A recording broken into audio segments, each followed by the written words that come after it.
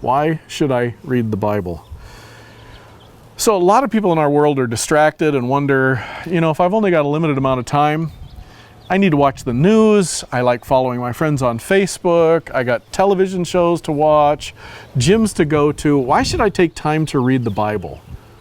Well, we've already talked about the fact that the Bible is the most transforming book in all of history, but I want to give you some promises that the Bible gives about this. For instance, in Joshua 1:8, God makes this promise. He says to Joshua, "Do not let the book of the law depart from your mouth.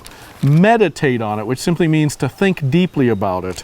"Meditate on it day and night so that you may be careful to do everything written in it. Then," here's his promise, "then you will be prosperous and successful."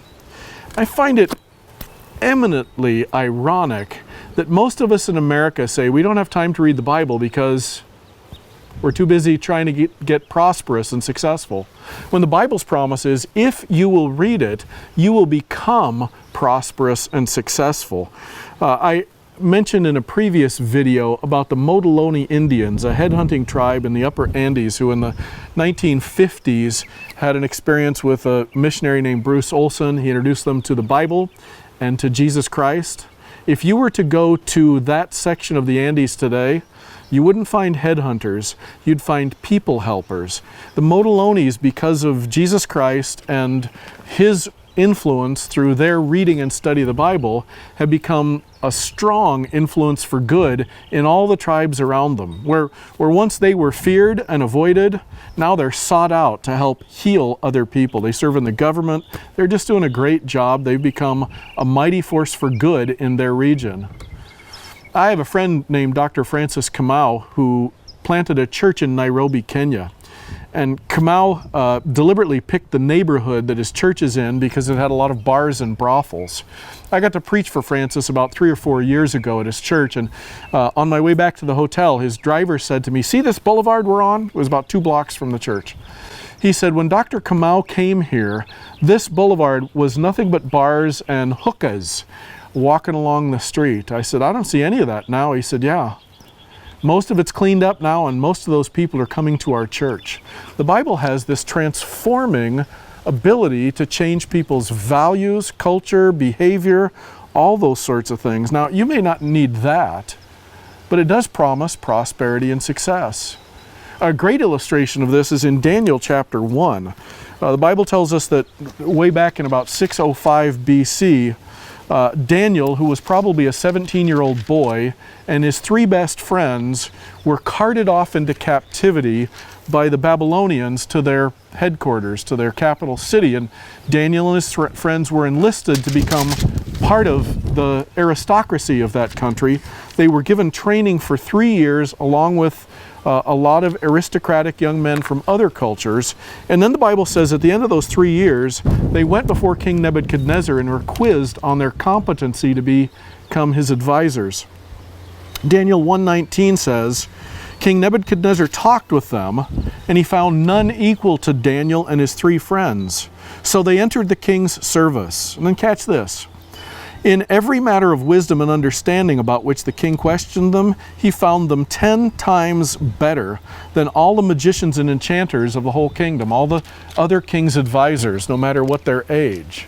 So Daniel becomes the prime minister of Babylon, just like later on Mordecai becomes the prime minister of Persia, and earlier Joseph became the prime minister of Egypt. They're all Jewish men who studied this book. Is that a coincidence? I don't think so. In fact, Psalm 119, which happens to be the longest chapter in the Bible, makes some promises about studying the Bible. Here's its claims. It says in Psalm 119:98, "Oh, how I love your law. I meditate on it all day long. Your commands make me wiser than my enemies." Wouldn't you like that? For they're ever with me. "I have more insight than all my teachers, for I meditate on your statutes. I have more understanding than the elders, for I obey your precepts." This book claims that if you'll read it, it'll make you wiser and smarter than the people around you. Daniel and Joseph and Mordecai are pretty strong evidence for that, but I'll tell you what's a real anomaly. If you Google percentage of Nobel Prize winners amongst the Jews, you'll discover that they've won 22% of all Nobel Prizes. Now, the Jewish population in the world is 0.02%. So to win 22% of all Nobel Prizes is a statistical impossibility unless you have some sort of outside force to explain it. And I believe this explains it. The Jewish people are smart, got smart, will stay smart because they study this book. In America, Jews are 2% of the population, and yet they've won 37% of all Academy Award directing awards in all of history. They've won 51% of all Pulitzer Prizes, and they comprise 21% of the enrollment in all Ivy League schools. Again, that's an impossibility unless you factor something else into it, like Bible reading. Well, the Bible tells us in Romans 12, chapter 2, that we ought not to be conformed any longer to the pattern of this world, but to be transformed by the renewing of our minds. How does that happen? It happens by letting God talk to us through His Word. You read this book and it influences you for good. You start to think like God, and then you start to behave like God. A really cool thing that I discovered in doing my research for the Bible questions was not only does the Bible transform people, but if enough people read the Bible, it transforms society. For instance, in the 1740s, the Wesley brothers both became Christians and began forming little Bible studies in the nation of England. Over the next 60 years, that movement, the Wesleyan revival, reached so many people and gathered so many people into Bible studies that by 1798, there were 100,000 Bible studies around the country. From 1800 to 1900, who was the most powerful and prosperous nation on earth? It was the British. They were studying the Bible. Coincidence? In 1857, America reached its economic pit and its religious pit. Attendance in churches was at its all-time low. The economy was at one of its, if not all-time low, closest to its all-time low. When some men in New York City got desperate enough to call a prayer meeting.